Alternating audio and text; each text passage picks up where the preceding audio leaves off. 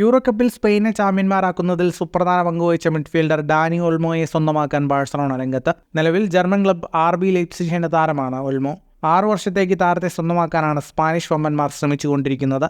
എന്നാൽ ഇംഗ്ലീഷ് ക്ലബ്ബുകളായ Manchester City, Manchester United, Liverpool, German club Bayern Munich തുടങ്ങിയ ക്ലബ്ബുകളിൽ നിന്നും ഓൾമോയെ തേടി ഓഫറുകൾ വന്നിട്ടുണ്ട്. ബാഴ്സയുടെ നീക്കത്തിൽ പ്രതികരണവുമായി ഡാനി ഓൾമോയും രംഗത്തെത്തി.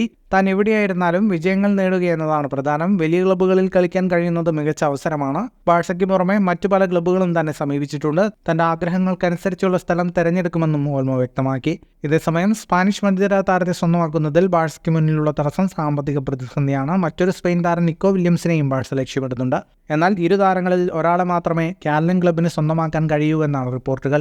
അല്ലെങ്കിൽ ടീമിൽ നിന്ന് ഒരു താരത്തെ ഒഴിവാക്കിയാൽ മാത്രമേ ഇരുവരെയും ക്ലബിലേക്ക് എത്തിക്കാൻ കഴിയൂ. ഫുട്ബോൾ ലോകത്തെ കൂടുതൽ വാർത്തകൾക്കും വിശേഷങ്ങൾക്കുമായി സ്പോർട്സ് കഫേ പോൾ തന്നെ സബ്സ്ക്രൈബ് ചെയ്യുക.